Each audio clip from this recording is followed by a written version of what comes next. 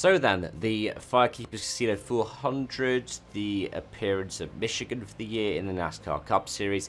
Let's talk about it. I know that I'm nearly a week late to it. I've been ill most of this week, and yeah, I want to try and get this out of the way before Mexico City. And that's not to say that it was a bad race, because overall I thought it was a pretty good race.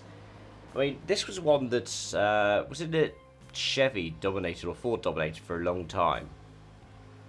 And then all of a sudden it's just become an open house, and finally we get a Toyota win. First time in, is it a decade at Cup? But yeah, Denny Hamlin gets a win from Chris Buescher, from Ty Gibbs in third place. He was pretty much nowhere in the stages, right? I don't think he picked up any stage points on the way to that third place. Then it was Bubba Wallace. Then in fifth was the 5 of Larson, who started fifth. Also didn't pick up much in the stages. I believe picked up, what, 4 stage points? Then you have Chastain, Zane Smith, Kyle Busch, Ryan Preece, and Brad Keselowski. All 3 of the RFKs in the top 10.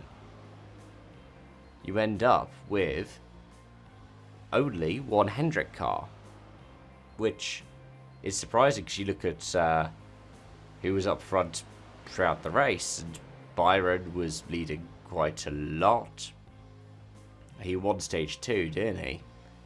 And in qualifying, you had Byron and Larson both in the top 10. I mean, you had Josh Berry also in the top 10, so it was a good race, but it also produced one where qualifying pace didn't necessarily translate across to race pace in the end. That said, there was also the fact that drivers were affected by it panning out as a fuel mileage race. That's why Byron, who qualified 4th, ended up running, second in stage 1 and winning stage 2, finishes, where did he finish? 28th for the 24 car. The last guy on the lead lap. Carson Hocevar, who also ran well, ran out of fuel, finished a lap down. First car a lap down with Michael McDowell. The only other car a lap down was Austin Cindric, who also picked up plenty stage points, but also, at the same time, ended up losing the lead lap towards the end of the race.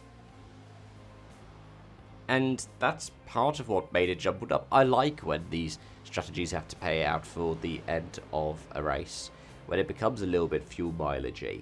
I like when it also then has an element of tyre wear and tyre degradation as part of it as well, so something like the Coke 600. But you can't always have tyre deg be the big thing. I also like the fact that it only happens every once in a while, because if every week was a fuel mileage week, I'm sure I'd be like, oh, can't we have an overtime or a double overtime thing?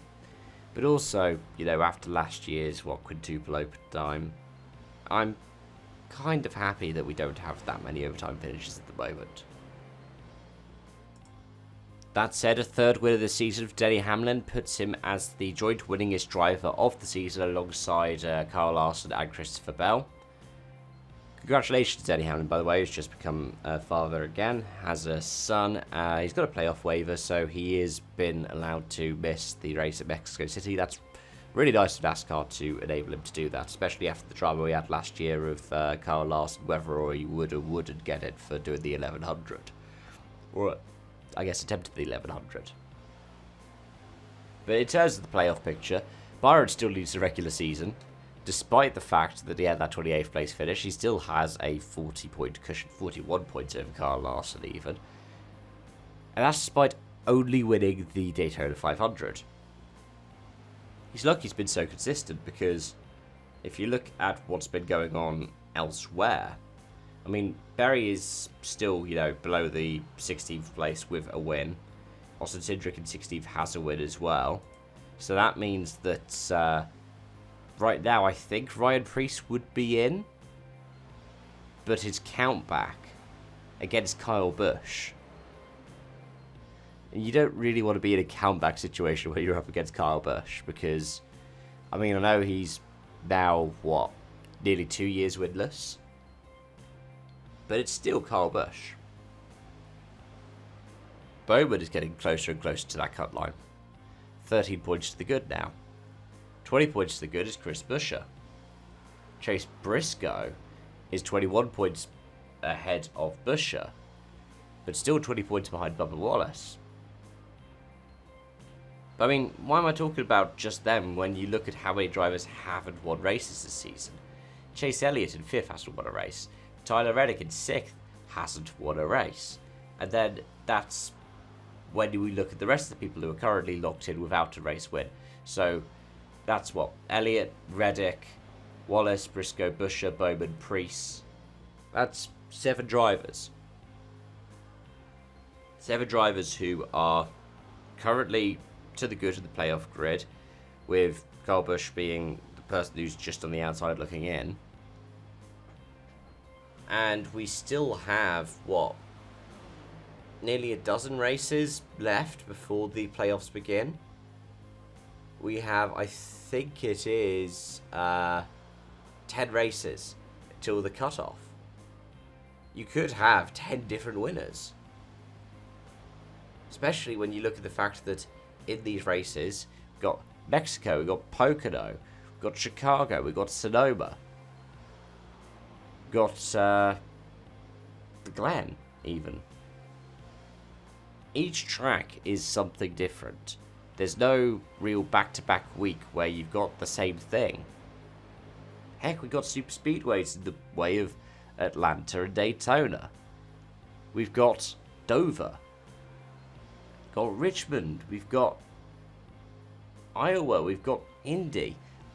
Now I have actually just read out every single race we've got left until the playoffs begin.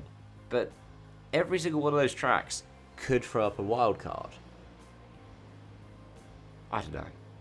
Just, yeah, let me know your thoughts in the comment section down below, folks. As always, thank you so much for watching and joining. And I hope to see you again soon for more. Bye for now.